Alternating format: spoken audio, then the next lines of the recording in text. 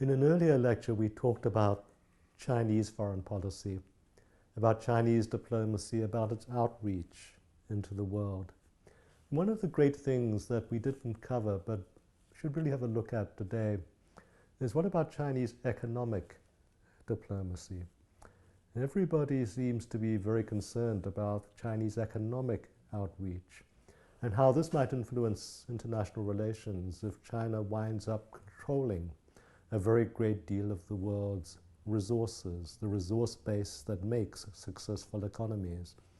What if China is very successful in terms of buying leverage in the economies of other powers, including great powers like the United States, where during the 2008 banking and financial institution crisis, China stepped in and bought up a lot of US toxic debt, which helped rescue the US economy. The Obama miracle, in fact, owes to a certain extent to this Chinese intervention, but also bought for the Chinese leverage beyond Africa, for instance, leverage in a very developed, very powerful economy, leading the world, but now with the possibility of a distinct Chinese imprint in the future. And of course, everyone worries about fluctuations in the Chinese stock market. People worry about the decline in terms of Chinese economic growth, as if 6% annual growth was some kind of disaster. We all give our eye teeth to have that kind of growth in Europe and in the United States. But China is to a certain extent making up for lost time. China was excluded from the architecture of the world after World War II. Because of the communist victory, its place in the Security Council, it was meant to be a Security Council comprising the 5 great victors of World War II, its place was taken by the rump nationalist regime in Taiwan, supported by the United States.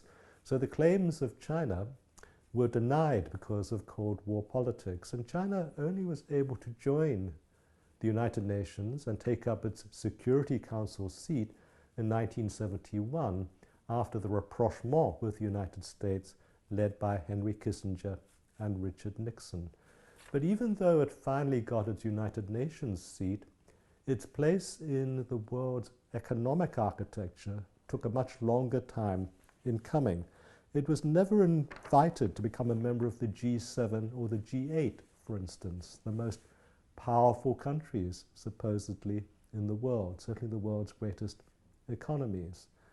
It did become, in 1999, with the formation of the G20, a foundation member of the G20, and it'll be hosting the G20 later this year in China itself, and will probably unveil at that point in time its plans for a Chinese-dominated world economic architecture. As I say, making up for lost time. Although the World Trade Organization was established in 1995, China didn't gain admission to 2001.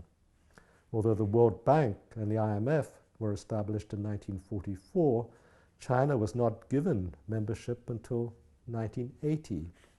Although the Chinese economy grew at a huge rate, the actual Chinese vote based on economic contribution to the World Bank and the IMF was not allowed to rise.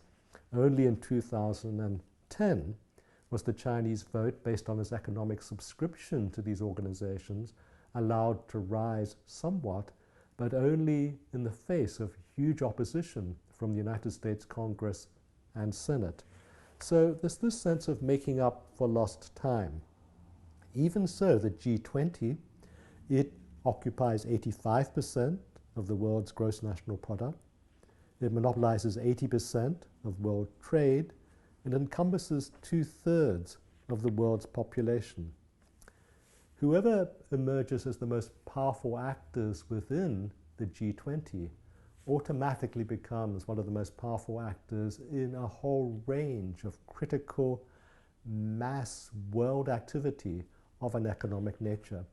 So what are the Chinese doing as they're underpinning their position in the G20? Well, they've been very busy with the BRICS Bank, for instance. That is the new bank that's going to encompass the emerging powers, Brazil, Russia, India, China itself, South Africa, and it is probably going to be a rival to the IMF and the World Bank. So having been denied full status and full participation according to its economic capacity in the Bretton Woods institutions, it seems that China has been very active in simply creating its own institutions. And we shall see what emerges from the BRICS Bank.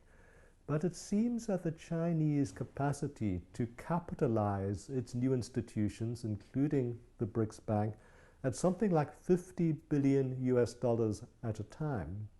That suggests that the Chinese economic slowdown is not having any effect at all in terms of its plans for global expansion, certainly the expansion of its global economic architecture. So that its plans for the Asia-Pacific Free Trade Area, and particularly for the Asian Infrastructural Investment Bank, capitalized again at 50 billion US dollars by the Chinese. Its 50 billion subscription to what they call the Silk Road Initiative, One Belt, One Road, which will link China to Europe, both across the land, and more worryingly for the United States, by sea. And the Chinese are expanding their maritime naval power to accompany what they would see as an increased shipping capacity. All of these things speak of a developmental emphasis by way not only of communications and transport routes, but by way of financial institutions, which will probably be set up in Africa, probably be set up in Latin America as well. And together we'll be able, in the old-fashioned sense, to crisscross the world, link the world, but also in the modern sense, dominate the flows of capital around the world. The Chinese are coming. If they're having an economic slowdown, how are they doing this? Well, they're being able to do this because of their foreign reserves.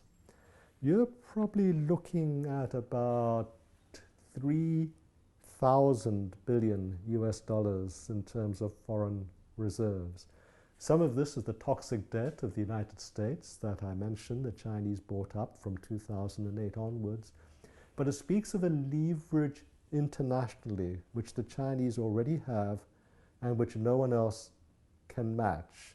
If it's not a case of the Chinese are coming, it may be a case of the Chinese have arrived.